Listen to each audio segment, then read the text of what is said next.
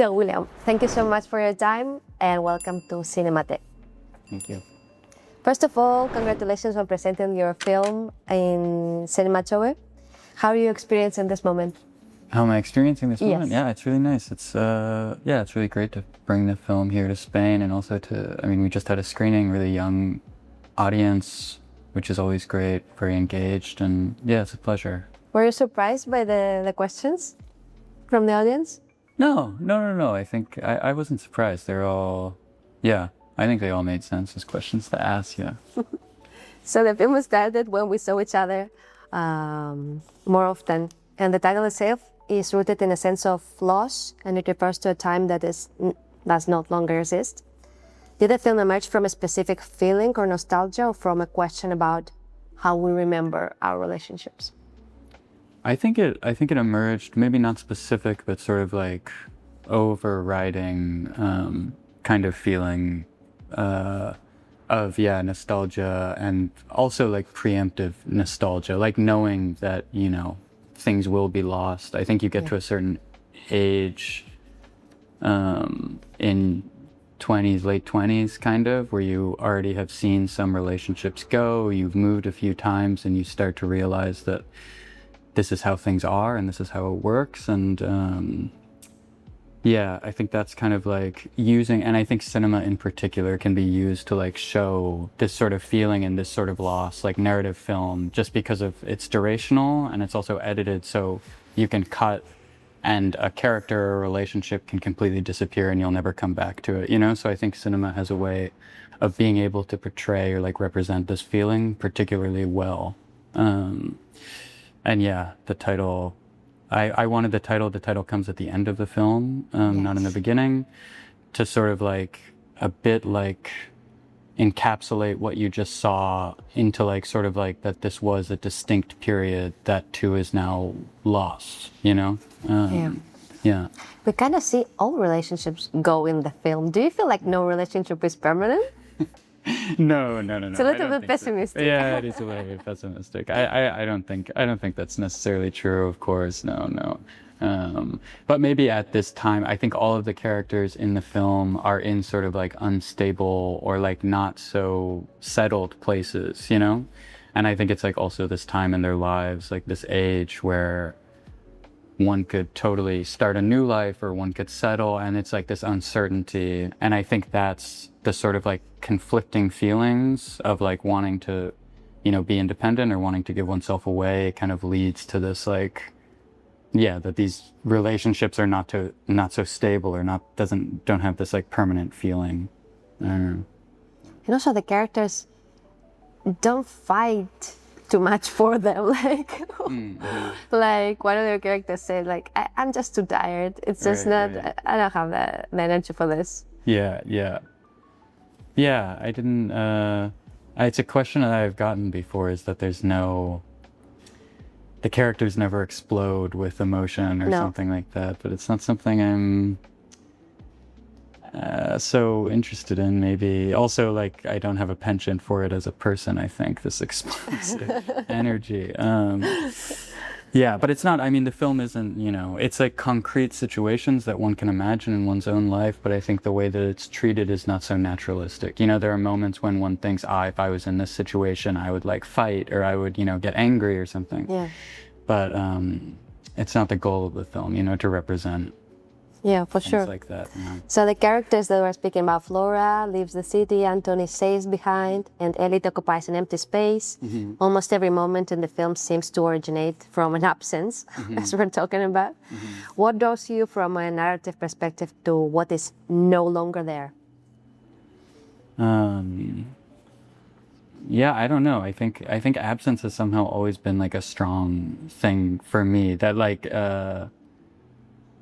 I think also like the mystery that comes with it a bit, and like, as a starting point, I don't know. It's sort of from an intuitive place that absence is more interesting, or something, or like a lot of things can come from it, and that it's kind of like always absence is always there. The presence of absence is kind of always there in I think one's life, and you can have absence without presence. Do you feel that traditional cinema is afraid of losing sight of its main characters?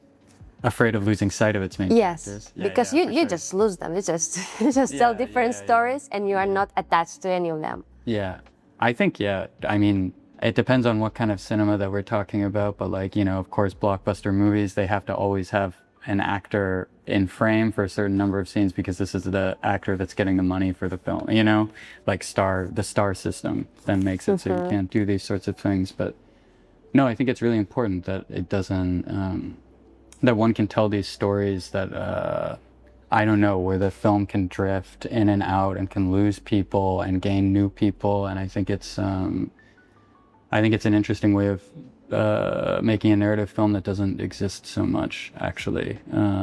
That feels like a bit truer to something deeper and not just like true to like film or fiction or like narrative convention. You know what I mean? Yes. Yeah, like goes beyond that. And you don't also have like one protagonist. You seem to build your film around a network of these relationships. What are the challenges of working in that way? I mean, it's definitely a challenge. I tried to take it and like I tried not to intercut, for example. You know what I mean? I tried not to like, we're with this character, but then I can just cut and show this other character. Yeah. I kind of wanted at least like the first half of the film is working in a way where every character has to encounter another one in order for us to follow that character, you know? So to use that as kind of like a structural conceit, but also as a challenge for me in like writing the film, you know, that I had to come up with situations that would sort of intertwine these characters. And I think at the end you start to feel it, that like they're all a part of something, of some world, of some city. And yeah, I think it's stronger for that, the interconnectedness. Yeah, they form this net. Also, the title speaks about frequency. It does not say when we last saw each other, but rather when we used to see each other more often. Do you think more relationships slowly fade away rather than end up like abruptly? Yeah, I mean, yeah, I think so. I mean, especially, you know, you're living in the same city, you see each other around. Like, I don't know, there is like more and more, I think you can't really avoid people and things. I mean, of course, I've had my fair share of abrupt endings, but yeah, I think things seem to fade out. And I think fading out is a lot sadder than abruptly ending. Yeah. Also, I wanted to ask about the memory that does not preserve major events, but rather gestures, places, fragmented conversations. It feels as though you capture memory itself with the camera. What was the editing process for you like? The editing process, it was long, but we didn't do so many takes. We didn't have so much extra footage, but it was long and just like, I mean, you have these long scenes. You have to really take time with like, you know, when you cut, and it could be a difference of like a couple of frames and this sort of thing. But the editing, there was a moment in the script when there's supposed to actually be a flashback in the film. But it didn't work because the film, I think there's an aspect of it that feels like sort of airy and like this memory that you talk about. But to me, at least, the film is also the way that it's filmed is very clear and feels very present all the time. Like it feels like it's very much in the present, which I think then works in this way when you get to the end and it's like constantly moving forward and then there's nothing left, you know, it's over. Yeah. But yeah, there was supposed to be a memory in the film, but it didn't. I was editing and I was like, this doesn't work. And so then I brought it back into the present, and actually it's the beginning sequence of the film, the woods and the dialogue in the parking lot is How important was it for you to shot it in Hamburg? It was really important. I mean, the script sort of started just from moving there for school, and started with a lot of people that I met there. You know, a lot of the people in the film are just friends, and you know, half are non-actors, just people I like and I'm interested in, and I think have something.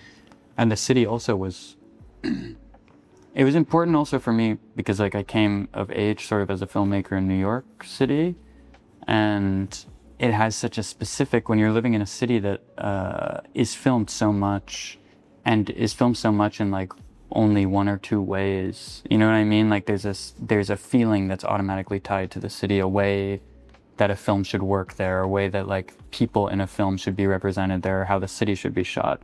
And I think when I came to Hamburg, I didn't have this sense so much. And so I was able to be a lot more free with, you know, what I was showing and where, and just free to follow my own interest and intuitions as a filmmaker within that city. And I think, yeah.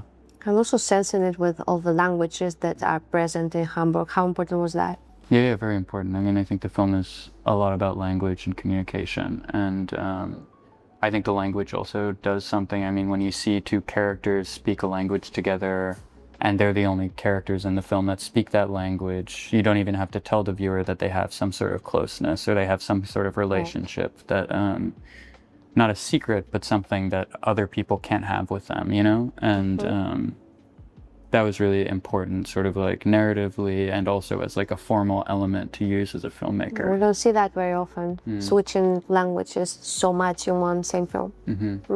You also shoot on 16 millimeters. Beyond its visual textures, you have said that the format changes the way you also direct. So how does it affect your relationship with the actors and with the time on set? Yeah, it affects it a lot. I mean, we rehearse a lot on set before doing, I mean, we do, 2 takes, maybe 3 max. You know, we don't have so much film because there's not so much money. So then it really changes how one works with actors, how one blocks out a scene. Like, I'm very careful about these things. And it's just a lot of like rehearsing. And I think if I shot digital, I would shoot the same way. And it's just patience. Is there more pressure not to do because there's no money to do more takes? Not for me, honestly. I mean, I don't start shooting until I'm in a place where I'm very happy with what's happening. And I feel like the way that the film, you know, there's not so many scenes in the film, there's not so many like huge set pieces or big setups, you know, and we had 15 days to shoot it. So it was kind of, there was a lot of time to focus on every scene, you know, which is a way that I like to work. But yeah, I never start shooting if I'm like unsure about something. I only start when I'm happy with it. When the actors are happy and my DP is happy, then we can start. It was your end project for your master, right? So what do you think is coming next for you? I don't know. I mean, I'm sort of writing on 2 different ideas for another feature. Also thinking about maybe shooting a short in the meantime, just to shoot something. But yeah, now I'm living primarily in New York, so I want the next film to be set there and try and bring something a bit different to that city and how it's shown. And I want to, figure out how to do that. But yeah, I think, more films kind of like this one, but maybe a bit advanced. Yeah. Okay, what are the filmmakers that inspire you? I mean, there's like Philippe Garel, Maurice Pialat, Nobuhiro Zua, Chantal Ackerman. I mean, a professor of mine, Angela Schenelak, also another professor, Kelly Reichardt, and another professor, Peter Hutton, who's more of an experimental filmmaker. There are a lot. I don't know, I could keep going. Sure.